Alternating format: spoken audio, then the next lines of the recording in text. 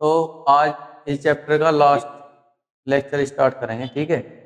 इससे पहले हमने क्या करा था, मैग्नेटिक मटेरियल्स के बारे में बात कर रहे थे कि जिन मैग्नेटिक मटेरियल्स को हमें क्या करना है, मैग्नेटाइज करना, ठीक है। तो जब मैग्नेटिरियल को मैग्नेटाइज करते हैं तो मैग्नेटाइज करने के लिए हम उसे देते हैं मैग्नेटाइजिंग फोर्स, जो होगी मैग्नेटिक फील्ड लाइंस की फॉर्म में, ठीक है, जिसे हम क्या कहेंगे, कैपिटल एच, मैग्नेटाइजिंग फोर्स या मैग्नेटाइजिंग इंटेंसिटी। उस एच को देने के बाद उस मेटेरियल के अंदर पैदा क्या होगा, intensity of magnetization. That means उसके अंदर जितने भी डाइपोल्स हैं, मैग्नेटिक डाइपोल्स, वे सारे एक डायरेक्शन में अलाइन हो जाएंगे और उसके पास आ जाएगा एक नेट मैग्नेटिक डाइपोल मूवमेंट। और वो जो मैग्नेटिक डाइपोल मूवमेंट उस मटेरियल के अंदर प्रोड्यूस होगा पर यूनिट वॉल्यूम, उसी को क्या कहते हैं, इंटेंसिटी ऑफ मैग्नेटाइजेशन। तो by providing, after providing H, the material induces itself I. I that means intensity of magnetization. तो किस मटेरियल में कितना इंटेंसिटी ऑफ मैग्नेटाइजेशन आया, 1 यूनिट मैग्नेटाइजिंग फोर्स प्रोवाइड करने के बाद उसको क्या कहते हैं, ससेप्टिबिलिटी। तो ससेप्टिबिलिटी से हमें पता चलता है कि कोई मटेरियल कितना अच्छा मैग्नेटाइजिंग मटेरियल है, ठीक है। तो ये सारी चीजें हमने उसके बारे में समझी थी। एक रिलेशन किया था रिलेटिव मैग्नेटिक परमिएबिलिटी और ससेप्टिबिलिटी के बीच में, और हमने ये समझा था कि रिलेटिव मैग्नेटिक परमिएबिलिटी क्या होती है किसी भी मीडियम की, ये उस मीडियम का वो परमिशन है जो मीडियम परमिशन दे रहा है मैग्नेटिक फील्ड लाइन को अपने अंदर से पास होने के लिए। तो जितना ज्यादा वो परमिशन देगा वो मटेरियल एक्चुअली में उतना ही अच्छा मैग्नेटाइजिंग मटेरियल है, तो उसका ससेप्टिबिलिटी भी क्या होगा, उतना ही ज्यादा होगा। तो जिसका म्यू आर ज्यादा होगा, जिसका रिलेटिव मैग्नेटिक परमिएबिलिटी ज्यादा होगा, उसका ससेप्टिबिलिटी भी ज्यादा होगा। ये सारी चीजें हम चर्चा कर रहे थे, अब हम थोड़ा सा इन्हें देखेंगे, ठीक है। तो कितने टाइप के हमारे मैग्नेटाइजिंग मटेरियल हैं, कितने टाइप के हैं, 3 टाइप के हैं। एक्चुअली में फेराडे ने इनको क्लासिफाई किया था कि भाई हमारे जो मैग्नेटिक मटेरियल्स हैं वे टोटल मिला के कितने टाइप के होंगे, तो वे 3 टाइप के होंगे, डायामैग्नेटिक, पैरामैग्नेटिक और फेरोमैग्नेटिक। कह रहा है ये 3 टाइप के मैग्नेटिक मटेरियल होंगे। कोई भी मटेरियल है, या तो वो डाया मटेरियल की कैटेगरी में आ रहा होगा, या वो पैरा की कैटेगरी में आ रहा होगा, या फेरो की कैटेगरी में आ रहा होगा। तो डायामैग्नेटिक मटेरियल किस टाइप के मटेरियल हैं, ये वे मटेरियल हैं जिनके मटेरियल के अंदर किसी तरह का मोलिक्यूल्स के पास, एटम्स के पास किसी भी प्रकार का कोई भी मैग्नेटिक डाइपोल मूवमेंट नहीं है। जब उसके पास मैग्नेटिक डाइपोल मूवमेंट है ही नहीं, तो आप उसे मैग्नेटिक फील्ड दोगे तो वो तो अब अलाइंग ही क्या होगा, वो मैग्नेटिक मटेरियल बनेगा ही नहीं, है ना। इसका मतलब क्या है, वो कि अच्छा मैग्नेटिक मटेरियल नहीं है, तो वो लाइंस को भी अपने अंदर से पास होने की परमिशन नहीं देगा। इवन ये होगा कि वो स्ट्रॉन्ग मैग्नेटिक फील्ड से रिपेल करेगा। जैसे आप उसे मैग्नेटिक फील्ड के अंदर रखोगे तो वो लाइंस को क्या करेगा, लाइन से दूर भागेगा, वो रिपेल करेगा। जब रिपेल करेगा तो अपने आप को रिपेल कोई चीज कब करेगी, बताओ जरा एक बार, रिपेल कब करेगी, अट्रैक्ट कब करेगी। सपोज मेरे पास ये मटेरियल है, ये किसी मैग्नेट के नॉर्थ को अट्रैक्ट कब करेगा, जब ये अपने अंदर साउथ पैदा कर लेगा, इधर साउथ ही तो नॉर्थ को अट्रैक्ट करेगा। तो अट्रैक्शन तब होगा अगर किसी मैग्नेट के किसी पोल से किसी मटेरियल का अट्रैक्शन हो रहा है, तो एक्चुअली में वहां मैग्नेट का नॉर्थ रखा होगा, तो ये अपने अंदर इधर की तरफ कैसा क्या क्या प्रोडक्शन करेगा, साउथ का प्रोडक्शन करेगा। लेकिन अगर इसे रिपेल करना होगा तो इधर नॉर्थ होगा, तो ये अपने अंदर नॉर्थ बनाने की कोशिश करेगा। उतना अच्छा ना बना पावे, लेकिन फिर भी थोड़ा बहुत नॉर्थ ही बना होगा, रिपेल करेगा, ठीक है। तो अपोजिट डायरेक्शन में मैग्नेटाइज हो जाएगा, कहने का मतलब है हल्का सा मैग्नेटाइज होगा in the opposite direction to the magnetic field, उसके अपोजिट रिपेल करेगा मैग्नेटिक फील्ड लाइन को। रिपेल कैसे, सपोज देखो यहाँ पे ना हमने एक मैग्नेट का नॉर्थ रखा, इधर साइड में मैग्नेट का साउथ रखा, यहां रखा एक डाई मैग्नेटिक मटीरियल, ये मटीरियल डाया मैग्नेटिक है ना, डाया मैग्नेटिक। तो क्या होगा कि इसकी लाइंस पहले तो ऐसे जा रही होंगी सीधी सीधी, लेकिन इसके होने की वजह से ये लाइंस ऐसे जाएंगी घूम घूम के, यूं, मतलब ये रिपेल करेगा, एक आध लाइन बीच में से भी निकल जाएगी, लेकिन लाइंस को फिर भी क्या करेगा, अपने अंदर से रिपेल करेगा, कि वो अपने अंदर से पास होने की परमिशन नहीं देगा, और अपोजिट डायरेक्शन में क्या हो जाएगा, मैग्नेटाइज हो जाएगा। ये डाया है। पैरा क्या करेगा, पैरा के पास क्या है, पैरा डायमैग्नेटिक मटेरियल जो है, पैरा मैग्नेटिक मटेरियल जो है वे कुछ इस तरह के मैग्नेटिक मटेरियल हैं जिनके एटम्स और मॉलिक्यूल्स के पास क्या है, नेट डाइपोल मोमेंट है ना। हर एक मॉलिक्यूल के पास क्या है, एक डाइपोल मोमेंट है, लेकिन उसकी जो डाइपोल मोमेंट्स है मॉलिक्यूल की वे रैंडमली इधर उधर अलाइंग है। किसी का डाइपोल मोमेंट इधर है, किसी का इधर है, किसी का इधर है, दाएं बाएं ऐसे। ओवरऑल पूरे मटेरियल की मैं देखूं तो कोई भी मैग्नेटिक मूवमेंट नहीं है। ऐसे मटेरियल को आप एक मैग्नेटिक फील्ड के अंदर रख दोगे तो उसके जितने भी डाइपोल मूवमेंट हैं वे सारे के सारे एक डायरेक्शन में शिफ्ट हो जाएंगे और ओवरऑल एक मैग्नेटिक फील्ड क्रिएट करेंगे और एक हैवी मैग्नेटिक मूवमेंट प्रोड्यूस कर लेंगे। लेकिन अब देखो ये भी ऐसा ही करेगा, ये भी ऐसा ही करेगा। इसके पास ही मॉलिक्यूल के पास नेट मैग्नेटिक मूवमेंट है, इसके पास भी नेट मैग्नेटिक मूवमेंट है, दोनों के पास यही है, तो नाम अलग अलग क्यों है? अब ये पैरा है, ये फेरो, नाम अलग है और दोनों के मटेरियल ऐसे हैं कि दोनों के ही मॉलिक्यूल्स या एटम्स के पास में क्या है, एक नेट डाइपोल मोमेंट है। अलग अलग क्यों है? अलग अलग होने का रीजन ये है कि पैरा वाले जो हैं वे उनके हर एक एटम ही रैंडमली रखा हुआ है, हर एक मैग्नेटिक मूवमेंट कैसे रखी हुई है, रैंडमली रखी हुई है। तो जब आप उसे मैग्नेटिक फील्ड दोगे तो वे सारे के सारे बिल्कुल एक तरीके से लाइन में नहीं आ पाते, कभी भी नहीं आ पाते। बहुत ही ज्यादा आप एक एक्सटेंशन के बाहर अगर मैग्नेटिक फील्ड दोगे तब जाकर हो सकता है कि सारे एक लाइन में आ जाए। जैसे ही आओगे आप उसे मैग्नेटिक फील्ड को हटा दो, थोड़े बहुत रैंडम हो जाएंगे वे तुरंत ही। लेकिन ये फेरोमैग्नेटिक है, इसके मॉलिक्यूल्स जो पाए जाते हैं वे पाए जाते हैं डोमेन्स में। और डोमेन का मतलब क्या है? सपोज ये मटेरियल है, अब इस मटेरियल के अंदर 1 करोड़ मॉलिक्यूल्स हैं, ऐसा मान लो, एज्यूम कर। इस 1 करोड़ में से 5-7 लाख ऐसे होंगे जिनकी मैग्नेटिक मूवमेंट जो है एक ही डायरेक्शन में होगी। इधर के 5-7 लाख ऐसे हैं कि उनकी एक डायरेक्शन में, इधर के कुछ ऐसे हैं उनकी एक डायरेक्शन में, इनकी एक डायरेक्शन। ओवरऑल टोटल करेंगे तो 0 है, लेकिन बहुत सारे मॉलिक्यूल्स का जो ग्रुप है उन सबके मैग्नेटिक मूवमेंट क्या है, एक ही डायरेक्शन में। तो इसका अलाइनमेंट बेहतर है उससे। तो जब इसे अगर हम थोड़ा सा भी मैग्नेटिक फील्ड दे देंगे बाहर से तो वे इससे बहुत ज्यादा सिस्टमेटिक तरीके से एक लाइन में आ जाएंगे। तो ये हमें देगा हैवी मैग्नेटिज्म और ये देगा कम मैग्नेटिज्म, बहुत लो मैग्नेटिज्म। ठीक है, करेगा ये भी अट्रैक्शन करेगा, ये भी, लेकिन ये कैसे करेगा, हैवी अट्रैक्शन करेगा बिकॉज ऑफ डोमेन्स, क्योंकि उसके मॉलिक्यूल्स जो है अरेंज है in the form of domain. तो ये 3 प्रकार के, कुल मिला के 3 प्रकार के हमारे क्या है, मैग्नेटिक मटेरियल है, जिनके बारे में हमें 1 बाय 1 चर्चा करनी। ये है डायामैग्नेटिक सब्सटेंस।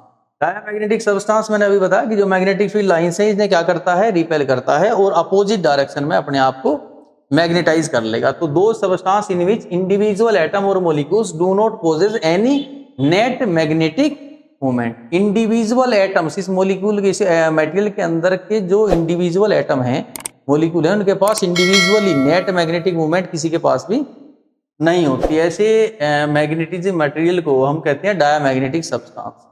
तो when such substance are placed in an external magnetizing field, जब इस तरह के सब्सटेंस को हम बाहर से कोई मैग्नेटाइजिंग फील्ड देते हैं, दे गेट फीबली मतलब हल्के फुल्के मैग्नेटाइज होते हैं in the direction opposite to the magnetizing field. इस फील्ड के अपोजिट अपने आप को क्या कर लेंगे, मैग्नेटाइज कर लेंगे हल्के फुल्के, ताकि वो क्या कर सके, उसका रिपेल कर सके, इसीलिए रिपेल करते हैं। तो वैसे एग्जाम्पल क्या है, अब ये देखो, अब इंपॉर्टेंट क्या है भाई, अगर हम बात करें सीबीएसई बोर्ड के एस्पेक्ट्स है तो क्या चीज इंपॉर्टेंट है इस पूरे टॉपिक में? पूरे टॉपिक में इंपॉर्टेंट है एग्जाम्पल्स, सबसे ज्यादा। मतलब है तो सारी चीजें जरूरी, लेकिन सबसे इंपॉर्टेंट क्या है इसकी, आप एग्जाम्पल सबके याद रखो। ठीक है, डाया के एग्जाम्पल्स क्या है, पैरा के क्या है, फेरो के क्या है, एग्जाम्पल बहुत इंपॉर्टेंट है। एग्जाम्पल क्या है इसके, antimony, zinc, quartz, water, alcohol, mercury, air, hydrogen, nitrogen and all inert gas. जितनी भी इनर्ट गैस है वे सारी ये गैस हैं, कुछ ये गैस है, हाइड्रोजन नाइट्रोजन है, और सारी इनर्ट गैस। ठीक है, ऑक्सीजन नहीं है, ऑक्सीजन डायामैग्नेटिक नहीं है। ऐसा नहीं है हाइड्रोजन नाइट्रोजन आ गई चलो ऑक्सीजन भी रख लो, क्लोरीन भी रख लो, अपनी मदद से कुछ भी नहीं रखना है। जो एग्जाम्पल है वही आप याद करोगे, और भी है लेकिन ये कुछ इंपॉर्टेंट है। ये सारे एग्जाम्पल किसके हैं, डायामैग्नेटिक। ठीक है, डायामैग्नेटिक मटेरियल। चलो अब डायामैग्नेटिक मटेरियल के बारे में कुछ बात करते हैं एक्स्ट्रा, और ज्यादा कुछ क्या हो सके। तो देखो, मुझे अब हमने लिखा यहाँ पे BM मतलब the magnetic field inside this material divide by B0 the magnetic field in air. तो मुझे बताओ बी एम और बी नोट में से क्या ज्यादा होगा, बी एम ज्यादा होगा या बी नोट ज्यादा होगा? बी नोट ज्यादा होगा ऑब्वियसली, क्योंकि आप देखो ना, देखो अगर ये मटेरियल यहां ना होता तो इस वॉल्यूम के अंदर लाइंस ज्यादा होती, ये मटेरियल है तो इसके अंदर एक ही लाइन है, और बी मतलब क्या है, magnetic field intensity. Diamagnetic material ऐसा है कि उसके अंदर अगर हम मटेरियल की बात करें, आप तो मीडियम की बात कर रहे हैं ना, B M, magnetic field intensity inside medium, और कौन सा मीडियम है, डाया मैग्नेटिक। तो डाया मैग्नेटिक के अंदर मैग्नेटिक फील्ड इंटेंसिटी होगी कहाँ, वो तो रिपेल करता है उसको, और एयर में ज्यादा होगी, यहाँ पे देखिए एयर में ज्यादा होगी। नहीं समझ में आई बात? ठीक है, तो इससे हम समझ में आया कि ये जो है, ये जो वैल्यू है क्या होगी, 1 से ज्यादा होगी, मतलब 1 से क्या होगी, कम, है ना, ये वैल्यू 1 से कम होगी। दैट मीन्स मैं कह सकता हूं कि जो मेरा बी नोट है वो क्या होगा, ज्यादा होगा किससे, बी एम से। अब कुछ चीजें निकालनी है इसमें, दूसरा इंपॉर्टेंट फैक्टर जो आएगा वो समझना। जैसे ये है वैसे ही मुझे बताओ mu M upon mu naught किसके बराबर होती है, ये म्यू आर की रिलेटिव मैग्नेटिक परमिएबिलिटी। परमिशन ये वाला मीडियम ज्यादा देगा या एयर ज्यादा देगा लाइंस को पास होने के लिए, एयर ज्यादा देगा ऑब्वियसली। अगर ये वैल्यू ज्यादा है ये कम है तो आंसर क्या होगा, 1 से कम होगा। अब 1 से कम होगा इसका मतलब, अच्छा 1 से तो कम होगा, 0 से, 0 से तो ज्यादा होगा भाई, ये और ये आप डिवाइड करोगे है तो प्लस ही दोनों, तो 0 से वैल्यू क्या होगी, ज्यादा, और 1 से क्या होगी, कम। तो 0 से तो ये वैल्यू क्या है, ज्यादा है, और 1 से कम है। ये बात ध्यान रखते हुए हम यहाँ लिखेंगे, ऐसा इसलिए है क्योंकि म्यू एम जो है हमारा वो कम है और म्यू नोट ज्यादा है, इसके हिसाब से। तो म्यू आर की वैल्यू आ गई कि डाया मैग्नेटिक मटेरियल के लिए अगर मैं कहता हूं, मैंने क्वेश्चन दिया द म्यू आर जो वैल्यू है वो डाया मैग्नेटिक मटेरियल वाटर है तो उसकी क्या हो सकती है, तो एक मैंने कहा 2, एक ऑप्शन में कहा 10⁻³ और एक ऑप्शन में कहा 0.06। तो क्या हो सके, डायामैग्नेटिक के लिए कौन सा वैल्यू सही होगा? तो यहां देखेंगे म्यू आर की वैल्यू है, म्यू आर होती है mu M by mu naught, mu M ज्यादा है और म्यू नोट, म्यू एम कम है और म्यू नोट ज्यादा है। अब कम को ज्यादा से डिवाइड करोगे आंसर 1 से कम आएगा, लेकिन 0 से ज्यादा होगा, तो 0 और 1 के बीच में होगा, जो वैल्यू होगा वो क्या होगा, 0 1 के बीच में। तो डायामैग्नेटिक के लिए म्यू आर की वैल्यू क्या हो सकती है, 0.06। 2 तो नहीं हो सकती, 2 तो 1 से ज्यादा है। 10⁻³ तो नहीं हो सकती, 1000 है, वो भी 1 से बहुत ज्यादा है। तो ना बहुत ज्यादा होगी ना 1 से ज्यादा होगी, 1 से कम होगी, 0 से। अगर मैं कहता -3 -1 वो भी नहीं है, माइनस में तो नहीं होगी। अब बात समझ आई? तो ये ऑप्शन में जो MCQ आपसे पूछे जाएंगे वे इस तरीके से पूछे जाएं, तो हमें पता होना चाहिए डायामैग्नेटिक के लिए रिलेटिव मैग्नेटिक परमिएबिलिटी क्या होगी, 0 और 1 के बीच में। ऐसा क्यों होगा, क्योंकि परमिएबिलिटी जो है मीडियम की डायामैग्नेटिक की वो कम होगी, इवन एयर की ज्यादा। चलो अब म्यू आर ना पूछा, दूसरा पूछ सकता है ससेप्टेबिलिटी। अब ससेप्टेबिलिटी म्यू आर की वैल्यू हमने निकाल ली ना, तो ससेप्टेबिलिटी की वैल्यू देखते हैं। अब फॉर्मूला क्या है कि mu R that is equal to 1 plus, अब मुझे म्यू आर तो पता है, ससेप्टेबिलिटी नहीं पता। क्वेश्चन में क्या पूछा, ससेप्टेबिलिटी, तो ससेप्टेबिलिटी यहां से निकालो क्या होगी, म्यू आर -1। तो अब बताओ ससेप्टेबिलिटी का वैल्यू मैं कैसे लिखूं, इसका रेंज क्या होगा ससेप्टेबिलिटी। ये म्यू आर क्या है, 0 से ज्यादा 1 से कम, तो ये 1 से कम ही है, 0 से ज्यादा है। -1 करोगे तो आंसर क्या आएगा, माइनस में आएगा। लेकिन क्या 0 हो सके, नहीं हो सकता। कुछ कंडीशंस में 0 हो सकता है, अदरवाइज क्या रहेगा, 0 से तो ये वैल्यू क्या रहेगी, हाँ 0 से तो रहेगी कम, और -1 से क्या रहेगी, ज्यादा। -1 से ज्यादा, क्योंकि ये प्लस में है, 0.5, तो 0.5 में म्यू आर रख दू, -1 तो क्या -0.5, तो -0.5 क्या है, 0 से तो -0.5, जो काई की वैल्यू जो आई है वो 0 से तो कम है, लेकिन -1 से ज्यादा, 0 और -1 के बीच काई का वैल्यू। अच्छा एक बात ध्यान रखना, 0 भी हो सकता है, इन्हीं कंडीशन से। जीरो कब हो, जीरो कब होगा इसका वैल्यू, तो जीरो कब तब होगा जब म्यू आर का वैल्यू क्या हो, 1 हो, तब होगा। तो म्यू आर का वैल्यू कब 1 कब होगा, जब ये दोनों क्या हो, इक्वल हो। तो कुछ कंडीशन से हम देखेंगे, अगर वैसा वैसा कुछ हो रहा है, बता रहा है, वो बताएगा जरूर, तब जीरो होगा। अच्छा वैसे अगर मैं कहूँ -1 भी हो जाए, तब -1 कब होगा, जब ये वैल्यू क्या हो, बहुत बहुत बहुत ज्यादा कम, बहुत ज्यादा कम, ठीक है, तब होगा। तो बहुत वैल्यू कम होगी तो, है ना, तब लगभग आंसर क्या आ जाएगा इसका, जीरो। और आंसर म्यू आर जीरो आ जाएगा तो पाई काई कितना हो जाएगा, -1। लेकिन ये नॉर्मली जीरो और -1 के बीच में हो।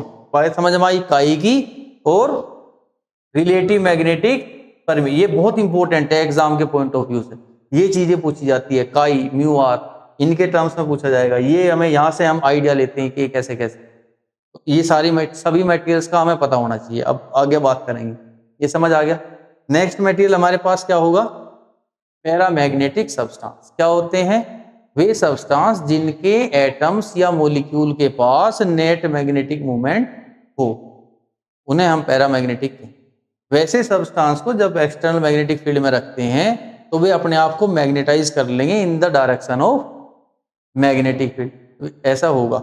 लेकिन फीबली, कैसे, स्ट्रोंगली नहीं मैग्नेटाइज करने की, कैसे, फीबली, यानी कि सारे जो अलाइनमेंट है ना वे एकदम 100% नहीं होंगे, वे रेंडमली रहेंगे, ठीक है, लेकिन फिर भी एक डायरेक्शन मारने के प्रयास करेंगे। एकदम अलाइन कौन से होंगे, वे स्ट्रोंगली मैग्नेटाइज कर लेंगे अपने आप। तो इसके एग्जाम्पल जो है पैरामैग्नेटिक के, वे कौन कौन से हैं, aluminium, chromium, manganese, lithium, magnesium, platinum, tungsten, sodium, potassium, copper chloride, oxygen. Oxygen यहाँ है और वहां क्या आया था, हाइड्रोजन और नाइट्रोजन। तो hydrogen nitrogen are the diamagnetic material and the oxygen is paramagnetic. इसके साथ ये सारी, ठीक है। तो पैरामैग्नेटिक वाली देखो कैसे है, ये हमारा पैरामैग्नेटिक है। अब क्या करता है, लाइंस को क्या करेगा, थोड़ा सा अट्रैक्ट करेगा, थोड़ा सा अट्रैक्ट। चलो मैं यहाँ पे बना के दिखा दूं कि अगर सपोज लाइंस ऐसे जा रही होंगी, ये हमारा मटेरियल है और लाइंस जो है ना बिल्कुल सीधी सीधी जा रही हैं, ऐसे सीधी सीधी जा रही हैं, तो जा रही हैं, कोई दिक्कत नहीं, परमिशन तो दे रहा है। लेकिन जो लाइन इसके पास जा रही होगी उसको भी हल्का सा क्या करेगा, अपने अंदर से पास करेगा। किन लाइंस को, जो इसके पास से गुजरी उन्हें भी खींच लेगा, क्योंकि थोड़ा सा अपने आप को क्या कर लेगा, मैग्नेटाइज, यानी कि इसका जो मैग्नेटिक फील्ड होगा इसके अंदर वो एयर से थोड़ा सा ज्यादा होगा। ये बात समझ आई, ठीक है, एयर से हल्का सा ज्यादा होगा। तो अब एयर से ज्यादा होगा तो इसके बारे में चलो अब बात कर लेते हैं, वे सारी चीजें इसकी कैसी होंगी। तो अब बताओ, बी एम इस वाले मटेरियल के लिए, पैरा के लिए, अपॉन बी नोट, अब बताओ क्या होगा, 1 से कम होगा, ज्यादा होगा, कैसा होगा, 1 से ज्यादा, ये 1 से ज्यादा होगा, ये 1 से ज्यादा होगा। क्यों होगा 1 से ज्यादा, क्योंकि इसके अंदर, इस मटेरियल के अंदर जो मैग्नेटिक फील्ड इंटेंसिटी है वो एयर के मुकाबले में थोड़ी सी ज्यादा है ना, ज्यादा, बहुत ज्यादा नहीं है, क्या है, थोड़ी सी। बीएम बी नोट से थोड़ा ज्यादा है, तो ये आंसर होगा 1 से ज्यादा, क्योंकि बीएम थोड़ा ज्यादा है किससे, बी नोट से। चलो अब बात करेंगे म्यू आर की। तो म्यू आर हमारा होता है mu M upon mu naught. चलो इसकी बात करें। अब ये भी क्या होगा, मीडियम का परमिएबिलिटी एयर से थोड़ी ज्यादा ही होगी, इसका आंसर भी क्या होगा, 1 से ज्यादा होगा। अच्छा 1 से तो ज्यादा होगा, अब 1 से ज्यादा कितना ज्यादा है, किससे कम, क्या बता सके हम, कैसे पता, 1 से ज्यादा होगा, 1 से ज्यादा मतलब कितना, 2, 3, 2.5, 3.5, पौने 3, इतना होगा, बहुत ज्यादा है। अगर मैं कहूँ 10 की पावर 3, 1000 टाइम्स ज्यादा होगा, 1000 गुना ज्यादा होगा, नहीं, 10 टाइम्स भी मुश्किल है, इतना भी नहीं होगा, मतलब थोड़ा बहुत ज्यादा होगा 1 से। अगर मैं कहूँ 2.5, 2.36, 3.5, हाँ इतना वैल्यू होगा, लेकिन ये 1 से ज्यादा होगा, कम नहीं होगा, 1 से ज्यादा, 1 भी नहीं होगा, 1 से ज्यादा। क्लियर है पॉइंट। तो इसका रिलेशन हमें मिला कि म्यू आर जो है, जो म्यू आर है इसकी वैल्यू क्या होगी, 1 से ज्यादा होगी, लेकिन बहुत ज्यादा नहीं होगी।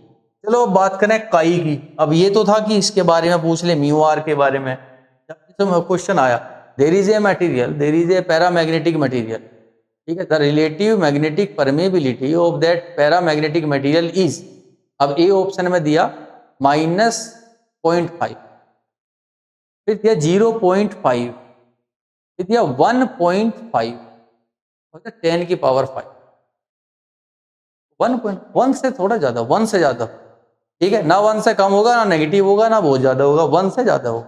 समझ गए क्या डिफरेंस है ऐसे। अब सपोज काई के बारे में पूछ लिया तो अब देखो काई क्या है, काई हमारा mu R equals to 1 plus chi, तो काई हमारा होगा that is mu R minus 1, ये 1 से थोड़ा ज्यादा है, 1 से थोड़ा ज्यादा है। तो काई के विषय में आप क्या कह सकते हो, काई किससे ज्यादा होगा, 1 से थोड़ा ज्यादा है। चलो मैंने कहा 1.2 है, आंसर क्या है 1.2 माइनस 1 कितना है 0.2।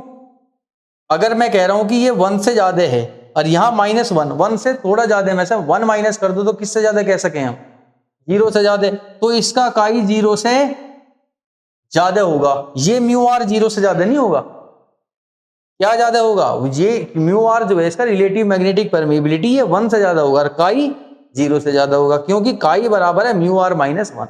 उस हिसाब से हम देख लिया, पॉइंट क्लियर है दोनों इसके बीच। तो ये हमारा किस तरह का मैटर, ये पॉइंट, ये एग्जाम पॉइंट है, ये चीज आती है एमसीक्यू में वैसे, है ना, ये ज्यादा चीजें पूछी जाती हैं, एग्जाम्पल्स पूछे जाते हैं, ये सब आप इन्हें ध्यान दोगे। चलो नेक्स्ट है फेरोमैग्नेटिक सब्सटेंसेस। मैं ये बात कर रहा था उसके जो मैग्नेटिक डाइपोल मोमेंट थे ना सब रैंडमली रखे हुए थे इधर उधर। जैसे अगर मैं इसके मोलिक्यूल्स रखूं ना इस मटेरियल के, जैसे ये मटेरियल है तो इसके मैग्नेटिक मोमेंट्स कुछ ऐसे होंगे, कोई कैसा कोई कैसा, कोई किधर कोई किधर, है ना, कोई डोमेन वगैरह नहीं है, कोई फिक्स नहीं है, कहीं कोई फिक्स नहीं है, ठीक है, ऐसे पड़े हुए हैं, कोई कैसे कोई कैसे, यूं है।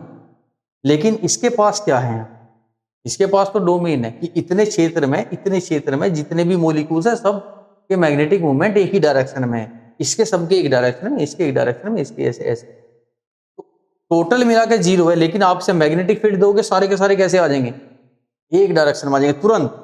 ये अगर आपका, ये मैं यहाँ पे बनाऊं, ये अगर तुम्हारा क्या है मैग्नेटिक सब्सटेंस है और मैग्नेटिक फील्ड लाइन यहां से भी आ रही होगी तो इसी के अंदर से गुजरेगी, अब कोई लाइन इसे छोड़ के नहीं जा सकती, कोई नहीं जा सकता, सबको इसी के पास से गुजरना पड़ेगा। क्यों गुजरना पड़ेगा इसके अंदर से, क्योंकि ये क्या है फेरोमैग्नेटिक सब्सटेंस है, स्ट्रॉन्ग अट्रैक्शन है इसका मैग्नेटिक फील्ड से, बहुत ही ज्यादा स्ट्रॉन्ग अट्रैक्शन है, ठीक है। तो अब क्या है, इसमें भी वही होगा कि इसके मॉलिक्यूल्स और एटम्स के पास क्या होते हैं, नेट डाइपोल मोमेंट होते हैं, लेकिन थोड़ा सा अंतर होगा in the form of domains, domains की फॉर्म में होते हैं। जब इसे एक्सटर्नल मैग्नेटिक फील्ड के अंदर रखते हैं दे गेट स्ट्रोंगली मैग्नेटाइज, ये स्ट्रोंगली मैग्नेटाइज हो जाते हैं in the direction of field, field की एग्जाम्पल है आयरन, कोबाल्ट, निकिल और इनसे बने हुए बहुत सारे एलिमेंट्स, ठीक है। तो अब इसमें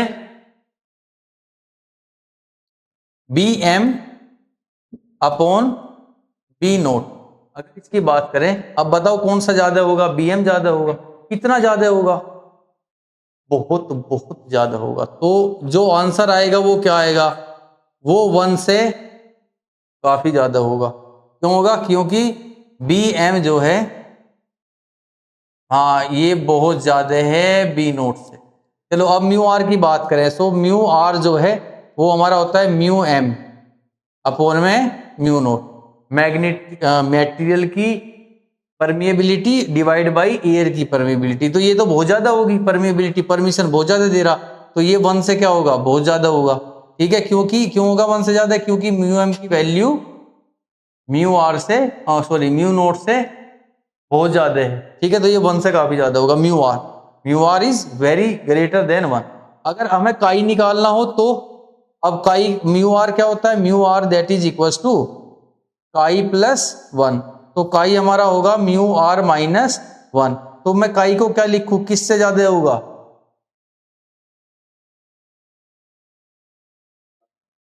1 से, क्या कितना ज्यादा है, बहुत ज्यादा है, कोई फर्क नहीं पड़ेगा। अब देखो म्यू आर की वैल्यू है 10 की पावर 5, मतलब ऐसे बहुत ज्यादा होगी, 1 लाख होगी, 1 लाख है या 10,000 है या 10 की पावर 3 है, 1,000 है। अब 1,000 में से एक ही तो कम करना, तो 1,000 कहूं या उससे एक कम कहूं, बात तो वही है।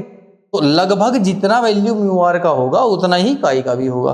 तो ये काई भी इसका क्या होगा, 1 से बहुत ज्यादा होगा। तो अगर कुछ ऐसे क्वेश्चंस पूछे गए, बताओ कि भाई जो ससेप्टिबिलिटी है किसी मटेरियल की, ससेप्टिबिलिटी है 10 की पावर 3, बताओ वो मटेरियल क्या है, तो फेरोमैग्नेटिक 1 से बहुत ज्यादा आ रहा।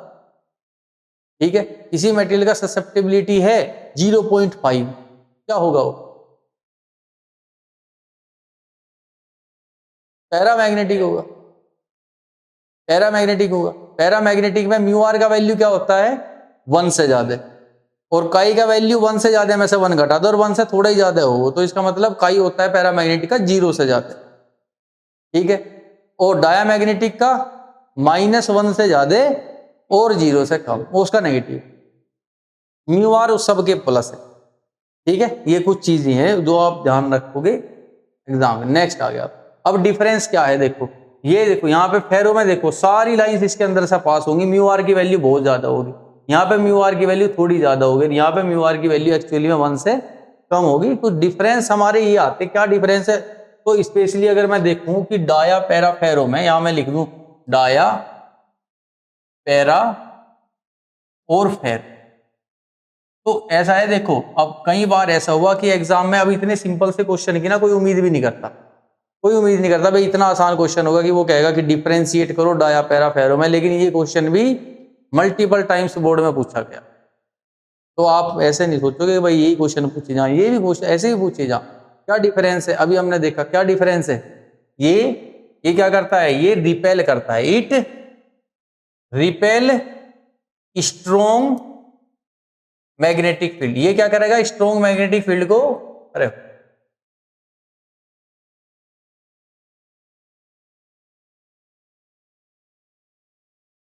तो ये क्या करेगा, स्ट्रोंग मैग्नेटिक फील्ड को रिपेल करेगा। ठीक है, ये क्या करेगा, ये अट्रैक्ट करेगा, ये अट्रैक्ट करेगा किसे, स्ट्रोंग मैग्नेटिक फील्ड को। ये क्या करेगा, ये स्ट्रोंग अट्रैक्शन करेगा, स्ट्रोंग अट्रैक्शन करेगा किसको, स्ट्रोंग मैग्नेटिक फील्ड।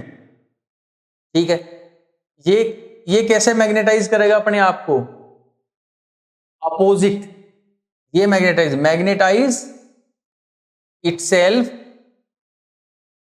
अपोजिट, ये अपोजिट मैग्नेटाइज कर लेगा, ये मैग्नेटाइज करेगा, magnetize itself in the direction of magnetic field, ये मैग्नेटिक फील्ड के डायरेक्शन में अपने आप को मैग्नेटाइज करेगा। और सेम ये भी है, ये भी मैग्नेटिक फील्ड की डायरेक्शन में अपने आप को मैग्नेटाइज करेगा, बट इन स्ट्रोंग वे, ये बहुत ज्यादा मैग्नेटाइज कर लेगा।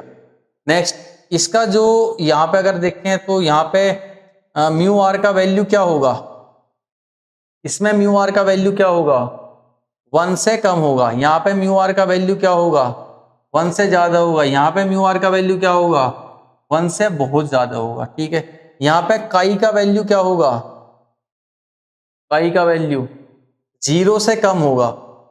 यहाँ पे काई का वैल्यू 0 से ज्यादा होगा। ठीक है, यहाँ पे काई का वैल्यू 1 से बहुत ज्यादा होगा, है ना, 1 से बहुत ज्यादा। ठीक है, बात समझ आई। अच्छा, अब ये सारी चीजें, ये डिफरेंस है, मतलब हम देते रहते और भी डिफरेंस दे सकते हैं, है ना, कि डायग्राम बना के डिफरेंस दे दो। इसमें मॉलिक्यूल्स डायामैग्नेटिक मटेरियल के अंदर जो मैग्नेटिक मूवमेंट है मॉलिक्यूल्स की होती ही नहीं, इसमें होती है रैंडमली, और इसमें अरेंज होती है in the form of domains, ऐसे ऐसे करके, है ना। तो अपने तरीके से इसके डिफरेंस भी याद होने चाहिए, और ये तो बहुत इंपॉर्टेंट पॉइंट्स है, इनकी तो बात ही। ठीक, नेक्स्ट पॉइंट आता है टेम्परेचर का।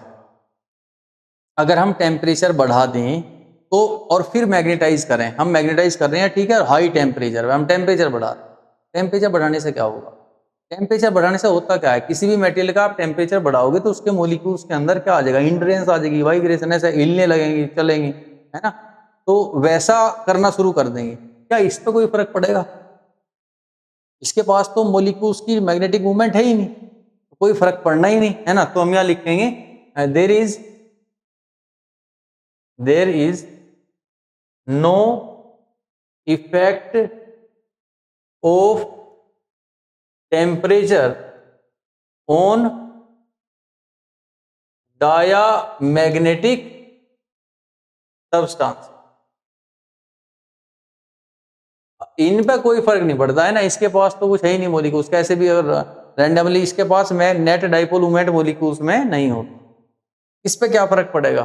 अब इसके पास तो है, इसके पास जितने मॉलिक्यूल्स है सबके पास नेट डाइपोल मोमेंट है, हमने मैग्नेटिक फील्ड दिया, ये सोच के चलो सारे के सारे फोर्स लेगी एक डायरेक्शन में आ जाएंगे, थोड़े बहुत आए भी, आपने टेम्परेचर बढ़ा दिया, मॉलिक्यूल्स हिलना शुरू कर दिया, मॉलिक्यूल्स ने, क्या होगा, मैग्नेटिज्म बढ़ेगा या घटेगा, घटेगा। आपने उसको मतलब बिगाड़ दिया, स्थिति और ज्यादा बिगड़ गया, वो तो मतलब एक्सटर्नल मैग्नेटिक फील्ड दे रही है उन्हें एक लाइन में लाने के लिए, अब मॉलिक्यूल्स को आपने और ज्यादा उत्तेजित कर दिया, भाई ऐसे ही भाग रही इधर उधर, तो उसका काम और बढ़ गया ना मैग्नेटिक फील्ड का, तो इसका मैग्नेटिज्म क्या हो जाएगा, ओवरऑल कम हो जाएगा, ठीक है, इसका भी कम ही होगा, है ना, जाहिर सी बात है। आप मॉलिक्यूल्स को आप जो है ओसिलेट करा रहे हो, मॉलिक्यूल्स में काइनेटिक एनर्जी ज्यादा दे रहे हो, और जबकि एक्सटर्नल मैग्नेटिक फील्ड क्या कर रहा है, उन्हें एक डायरेक्शन में लाने की कोशिश कर रहा है, तो क्या होगा, ये भागना शुरू कर देंगे इधर उधर, ठीक है, समझ गए बात, वही, चलो ठीक। नेक्स्ट, अब यहां पे क्या लिखोगे, on increase in temperature, on increase in temperature the magnetism of paramagnetic substances decreases, ठीक है, क्या होगा, इनका मैग्नेटिज्म डिक्रीज होगा, ठीक है, डिक्रीज होगा तो उसका एक छोटा सा ग्राफ भी देख लो। अब देखो, अब एक्चुअली में मैग्नेटिज्म को हम किससे शो करते हैं, काई से, किससे शो करेंगे, काई, है ना, उससे मैग्नेटिज्म, और ये आपका हो गया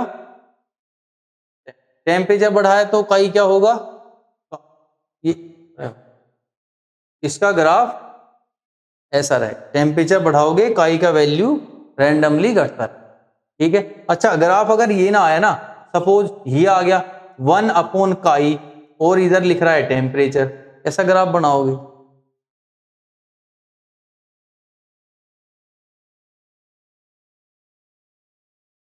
1/काई की वैल्यू तो टेम्परेचर से बढ़ेगी, 1/काई की वैल्यू जितनी ज्यादा होगी काई की वैल्यू उतनी ही कम होगी, सीधी सी बात है।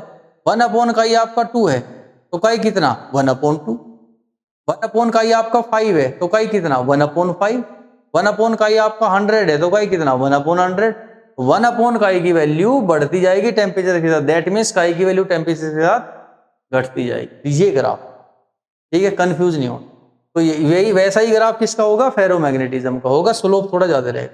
चलो नेक्स्ट है effect of temperature on ferromagnetic substance, इसका भी यही है, लेकिन होता क्या है, देखो फेरोमैग्नेटिक सब्सटेंस है, ये हेवीली मैग्नेटाइज होते हैं, तो अब आपने टेम्परेचर बढ़ाया तो इसका मैग्नेटिज्म क्या होना शुरू हो गया, कम, धीरे धीरे कम होता गया होता गया होता गया होता गया, एक टेम्परेचर ऐसा आया कि फेरोमैग्नेटिक मटेरियल का जो मैग्नेटिज्म था वो पैरामैग्नेटिक मटेरियल के बराबर आ गया। तब उस टेम्परेचर, उस पर्टिकुलर टेम्परेचर को, जिस टेम्परेचर पे फेरोमैग्नेटिक मटेरियल का जो मैग्नेटिज्म है किसके बराबर हो गया, पैरामैग्नेटिक मटेरियल के बराबर हो गया, उस टेम्परेचर को कहा गया क्यूरी टेम्परेचर, क्या कहा, क्यूरी टेम्परेचर, ठीक है। तो ये डिक्रीज होगा, है ना, इसका डिक्रीज होते होते कहां पर अगर पहुंच जाएगा, कहां पे, पैरामैग्नेटिक पे, तब उस पास टेम्परेचर को क्या कहेंगे, क्यूरी टेम्परेचर। तो हम लिखेंगे the magnetism of ferromagnetic substances decreases with increase in temperature, and the temperature at which the magnetism of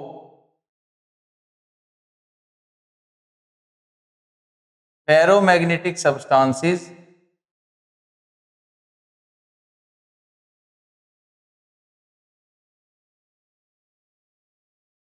changes to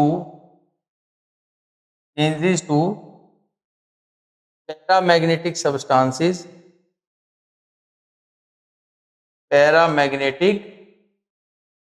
substances is known as